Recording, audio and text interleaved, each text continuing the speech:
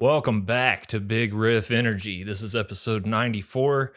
It's Tuesday, January 28th, the fastest January in the history of Januaries. As you can see, I am back in the actual podcast studio, although we are experiencing some renovations at the moment. This is a proper episode. The audio is not going to skip.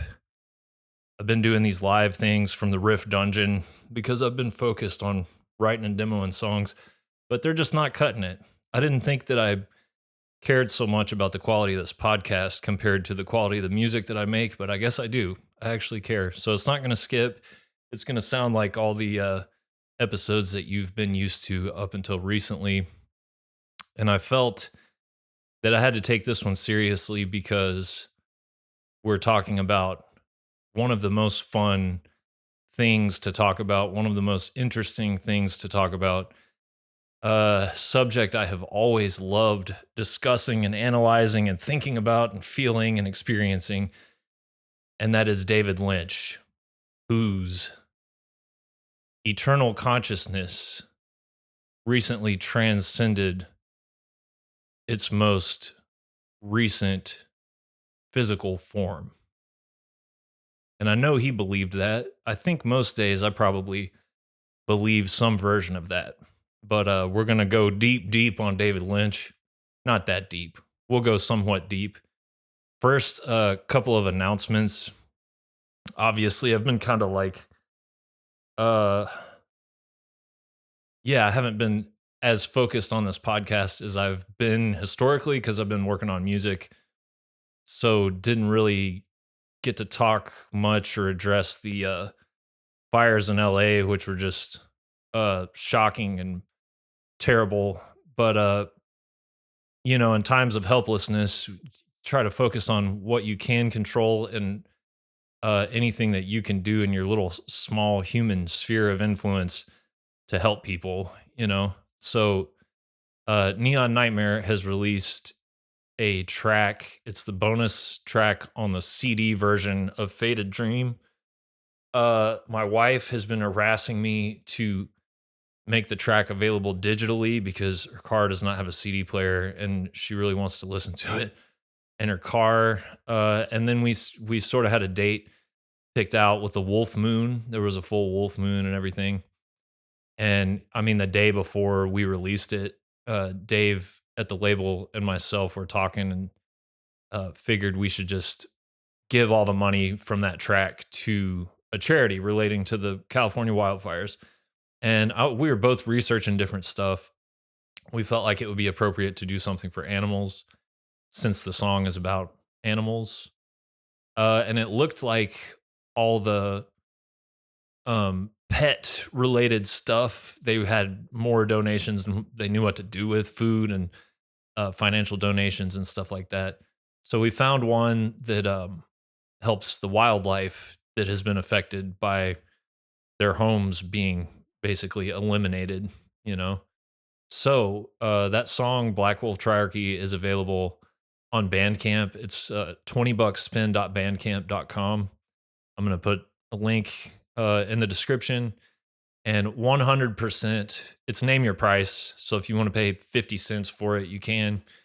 But I strongly urge you, if you're enjoying that song on other platforms like Spotify and all that stuff, the money that Spotify earns on that song goes to, I don't know who, but I'm assuming the worst people on earth. But if you're enjoying, if you're enjoying the song there, please go to Bandcamp and throw some money on it.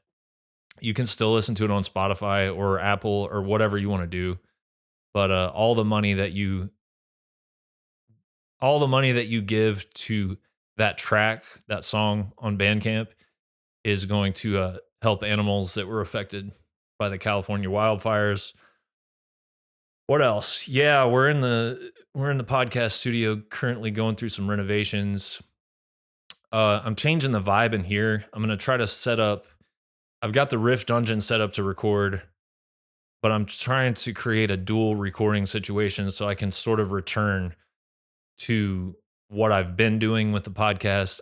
The live thing is okay, but the audio and stuff is just not reliable enough. I might still keep doing those live Q&As, Although some of the stupidity I was experiencing on the last one in real time was a little bit much to take. But I'm gonna, as far as the podcast, I'm gonna try to go back to this setup here in the actual, I guess you could call it the podcast studio or whatever. So let's talk about David Lynch, man.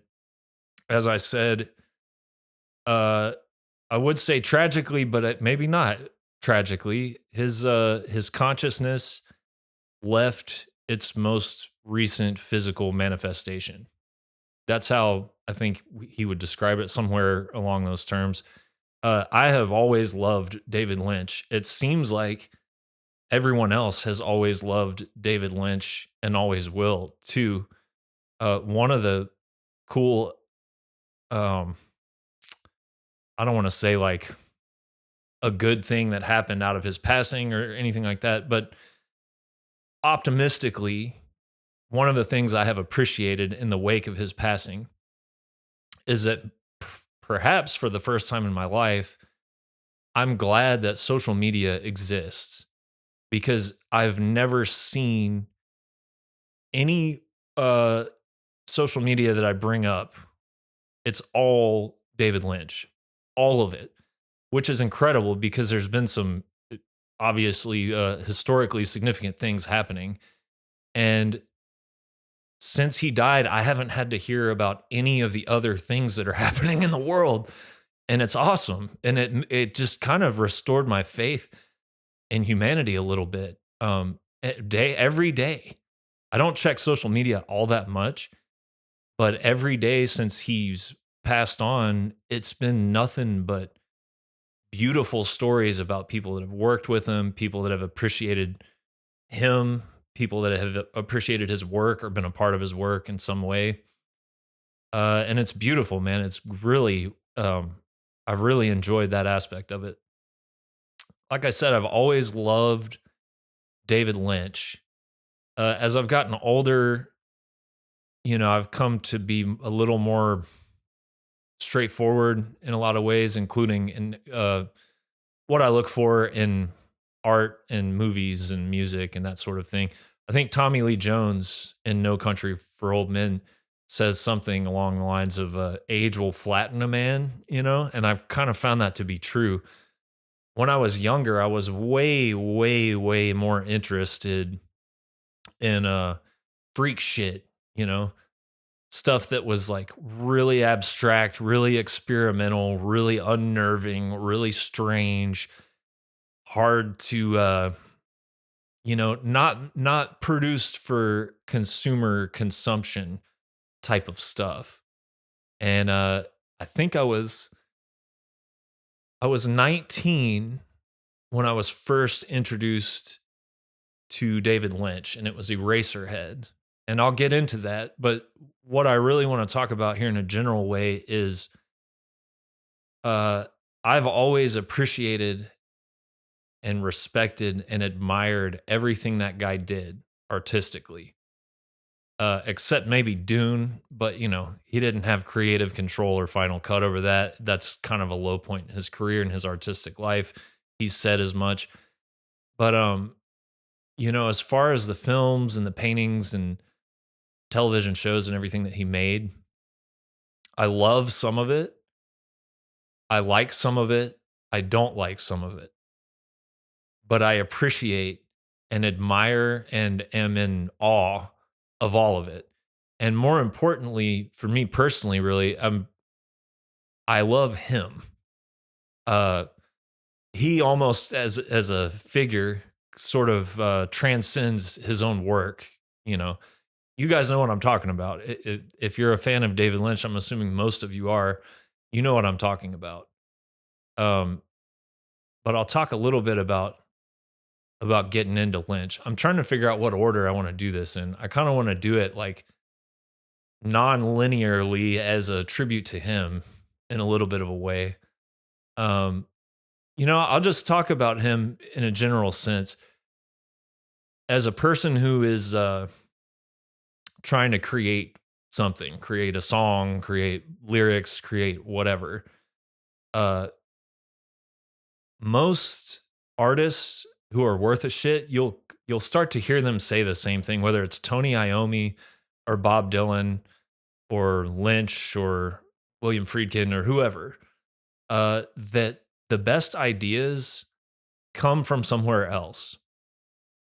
And Lynch sort of refers to them as if they are autonomous living things that are independent unto themselves and that they're being discovered, which sounds kind of out there, but Tony Iommi has claimed that the same thing, that you can come up with a riff on guitar that's good using your conscious mind and really putting some thought and, you know, uh, very specific, direct intent into it. But the best stuff shows up a lot of times almost when you're not thinking about coming up with something, you're not focusing on coming up with something. But that's your conscious mind not being focused on it. You still have an unconscious mind and a subconscious mind. And I think, and David Lynch thinks too, that that's where the really good stuff comes from. And that's where he has been so inspiring to me. Um, inspiring to me as a person attempting to create something unique, but also inspiring just as an observer, you know. And he had this metaphor about fishing. He had a couple metaphors: fishing metaphor, puzzle metaphor, right? The fishing metaphor is you have a desire for an idea. That desire is like bait on a hook, and you're throwing that out into the ether, and there's fish swimming around. The fish are the ideas, and then you catch a little fish. And once you have that fish, maybe there's a school of fish around it, and more start showing up, right? And I always loved that so much. He had another one about a puzzle. He's in one room, and the next room is a person with a fully assembled puzzle. They take one piece out of it, they throw it to him in the other room. He gets it. He likes it. He likes something about it, the color, the shape, something, but he doesn't know what it is because he hasn't seen the rest of the puzzle yet, you know? But he's got this thing and just intuitively appreciates something about it. Uh, and the more he focuses on it, I don't even know if it's that focusing on it consciously, but the more you kind of open yourself up to receiving more of those puzzle pieces, eventually you get the whole thing. And a big way that he did this was through meditation. And meditation has been a huge part of my life as well. I have people writing me a lot about how do you write riffs, whatever, what's your riff inspiration or whatever. You fill yourself with music and art and experiences that mean something to you, and then you turn your brain off. Uh, I really think that's the key to coming up with something profound and truly meaningful. That's not just some sort of surface level entertainment, some, refined sugar Disney, Coca-Cola type shit. I think the really powerful stuff comes from the subconscious and unconscious mind, which you access through meditation, sometimes through dreams, sometimes through the hypnagogic state, which Salvador Dali would use a lot. And I have to say, speaking firsthand, that's where all of my most powerful and favorite and what I would say best ideas, that's where they've come from. Uh, but it's not easy. It's much easier just to sit down and use your conscious mind and try to write words or write a guitar riff or write a scene of dialogue or something like that. Uh, it's less scary to do it that way. Um, it's more predictable. It feels safer. So that's why we have to admire somebody like David Lynch so much. Because most artists, I think, whatever they're making will have, if they're lucky, 10% of it will come from that other place, maybe 20%. I personally can't think of another guy or person who I think probably 100% of what he made came from that place. And I can't tell you how much guts that takes. It's so scary to be putting something together and you're doing it strictly based on intuition and feeling, and you're not using your conscious judgment at all. So you're putting something together that consciously maybe makes no sense whatsoever in any kind of linear or analytical fashion, but it made you feel something deep, in your emotions and your subconscious and your unconscious. Intuitively, it made you excited or scared or something, and you put it out. And 100% of what you put out is from that place. It's just awe inspiring, man. The highest compliment I can pay somebody is, man, what a fucking freak, right? If you hear me say that about somebody, like, yeah, dude's a freak, that for me personally is the highest compliment you can give to a human being. Um, because it means somebody is unique and remarkable and special, and that's something that I feel is I don't know if it's the flattening out of society because of social media or something, but I feel like true freaks are becoming more and more rare. People like David Lynch, people like Hunter S. Thompson, people like Jimi Hendrix. They're just becoming more and more rare. And every time I hear David Lynch talk or see something that he made, I just think, man, what a fucking freak. And I say that with an immeasurable amount of love and respect and admiration and a little bit of envy too. Um, I'm working on a Spirit Adrift album right now, and I've become determined to do at least a few things that make no sense whatsoever to anybody else except for me knowing where they came from, whether it's a dream or showed up in a meditation or whatever. As a tribute to this guy, I want to be a little bit more courageous as a creator and put some stuff on the next album. Spoiler alert, but if you're listening to the next album, the next Spirit Adrift album, whenever it comes out, and something happens where you have to look at your record or look at your device or however you're listening to it and think, did something happen? Am I listening to the same album? Or if you experience something that makes you feel disconnected from reality or a sense of depersonalization or dread or something, just know that that was me going fishing, so yeah, I'll talk a little bit about how I got into Lynch. Um I've mentioned this house before on this podcast.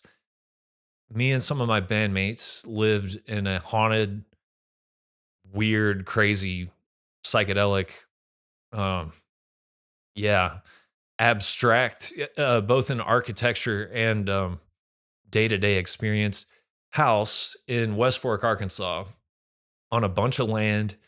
Our closest neighbor was a practicing witch who we had one encounter with driving down the road. She looked like the lady on the cover of the first Black Sabbath record. And so did the area a little bit.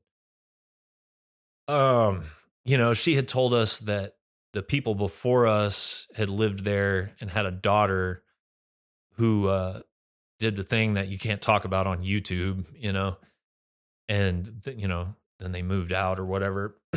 And I didn't believe in anything paranormal or I had seen like a UFO in high school, but I've always thought that was probably like military or government or something like that. I didn't really chalk that up to paranormal, but I didn't believe in anything paranormal at all until I lived in this house. And I think by the time that we like ran screaming out of that place, literally pretty much, I'm pretty sure everybody that lived there knew intuitively, whether they, believed at surface level or not, that there was something wrong with that place. Bad, wrong, so we're living in the West Fork house. Like I said, a few of my bandmates and I, and girlfriends and random people coming in and out all the time. It was a great time. It was like a positive Manson family vibe, you know. If the Manson family had just stayed a little more positive and loving, maybe if they had done more transcendental meditation instead of, creepy crawl sessions or whatever they're doing. But we had a pool in the back. Um, Behind the house was where the majority of the land was. It was like 33 acres or something like that, two ponds. But right behind the house was a pool. Right behind the pool was a pool house. And the pool house was like this uh, wooden shack, creepy, dilapidated, but not super dilapidated. Um, yeah, just like a wooden, creepy looking building. And I remember getting home from work one night. I worked in Fayetteville, Arkansas, which was probably like a 40-minute drive or so. And at the time, I was delivering sandwiches for Jimmy John's and I'm delivering other stuff just to the university campus right there, making more money than I've ever made in my entire life. But I would get off at like 2 a.m. I have to drive home through these creepy woods and stuff. So I get home middle of the night, probably 3 a.m., something like that. One of my bandmates, who is to this day one of the wildest people I've ever met, one of my favorite people I've ever met, is very manic as he would tend to get, and I'm gonna say they, because a transition has occurred between the time of this story and now. So they're like, dude, you gotta see the pool house. You gotta fucking see what we did with this thing, you know? So whatever, 3 in the morning, why not? I go back there, I open the door of this creepy pool house. All of the pool equipment has been removed from this little building. And now there's furniture in there. And it looks like 1965 or something. Lava lamps. There's like Christmas lights strung around the place. Very psychedelic, spooky, weird, redneck vibe, but also like San Francisco's 60s kind of vibe. And there's a TV in there. And there's no lights really other than like the lava lamp and the Christmas lights and stuff. And my bandmate is like, "We're about to watch Eraserhead. Have you ever seen it?" And I'm like, "No." And we watched Eraserhead in this tiny little shack that had been converted into a psychedelic nightmare in the middle of these haunted, really legitimately haunted Blair Witch for real, creepy ass woods in the middle of nowhere in West Fork, Arkansas. And that was my first experience with David Lynch. And I'm glad I discovered him at that time in my life because my life sort of resembled the worlds that he would create. It was chaos. Every day was nonlinear. There was a dreamlike quality to everything. It was violent. It was romantic. It was exciting. It was everything. It felt like a dream. Those couple of years of my life when I was getting into David Lynch. And, we ended up running, screaming out of that house. Everyone was too scared to stay there by the end of our tenure there. So we were all shacking up with different people in town, just to avoid having to sleep there. Uh, but I ended up moving in with another one of my bandmates, and he had everything else on VHS. So like Blue Velvet, all of that stuff. And I went through all of it there. And, as I said, as I've gotten older, I sort of prefer like songs with verses and choruses, I like that art form. I like the art form of film that is captivating with the dialogue and the images and stuff like that, but it's stories. I really like stories. Um, I think maybe that's what's most important to me at this time in my life. I even feel like writing a song, I look at it like writing a story. But that being said, there are very few creative types that have ever lived that I admire and respect and am in awe of, and as I said, a little bit envious of. David Lynch. Gonna miss him a lot. Gonna really miss him. So I'll give some recommendations if you're not familiar, and I'll put them on a spectrum. This will be your left. Left end of the spectrum, most digestible, you know, most logical, most linear. And then on the other end of the spectrum, I'll say most abstract, most experimental.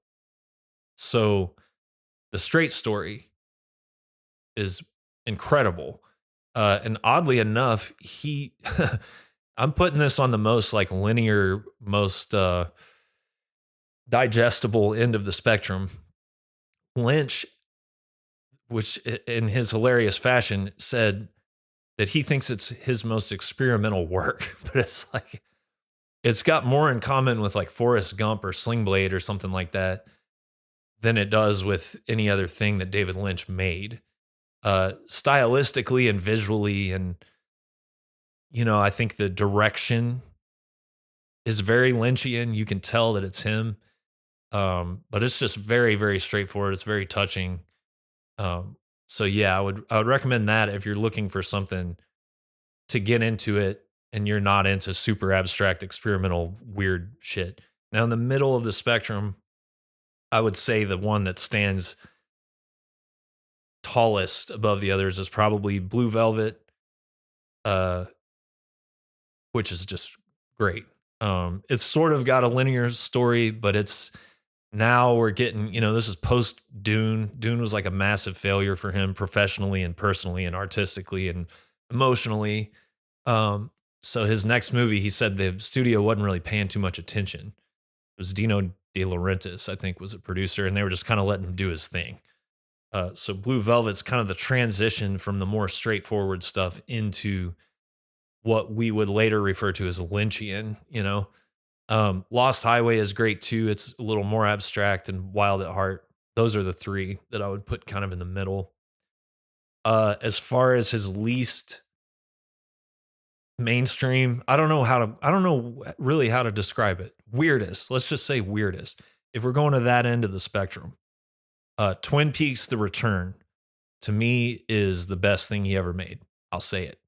Say it. We just watched it. I don't know why we didn't watch it when it came out because we were fans of the original, but to me it smokes the original 2 seasons. It just does because he seems completely unbound by any studio interference, yet I think he has probably even more of a budget than what he had on the original show.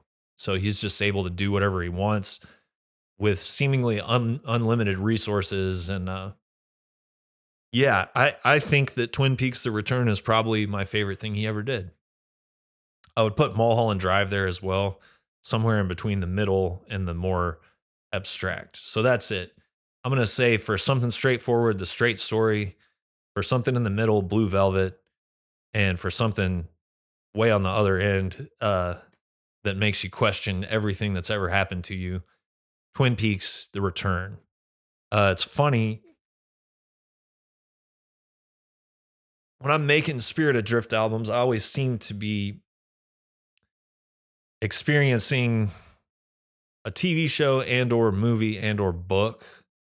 I listen to music all day, every day, but when I'm working on a Spirit Adrift album, in retrospect, there always seems to be like a movie and or book and or TV show that's directly tied to the album.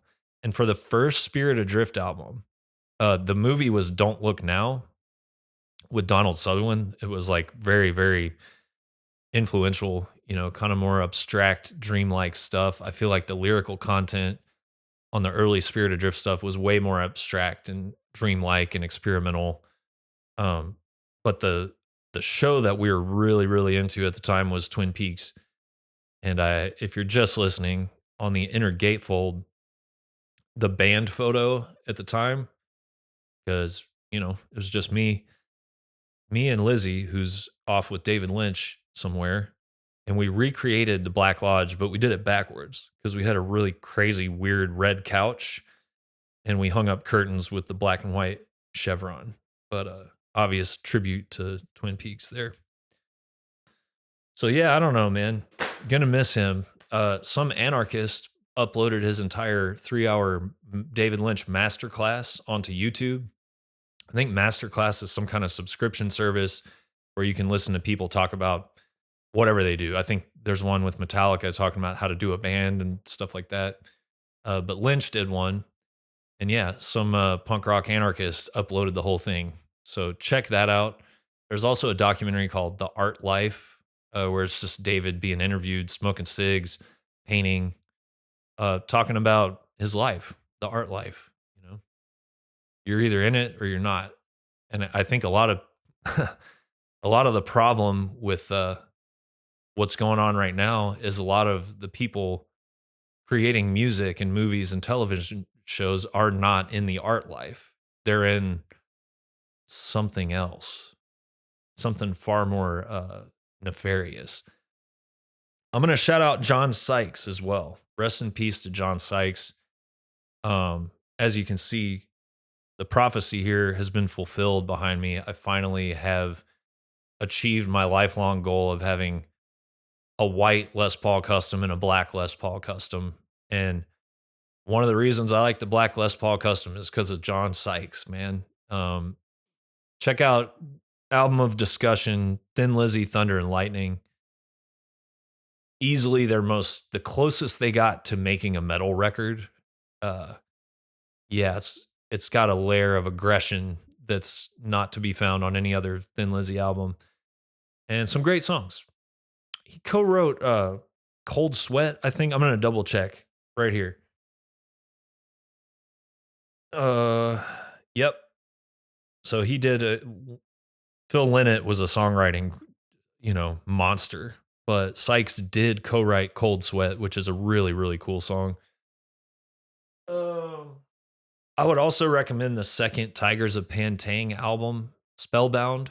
Really cool for people like Diamond Head and Saxon, the new wave of British heavy metal. That's a standout for sure. So yeah, rest in peace to John Sykes.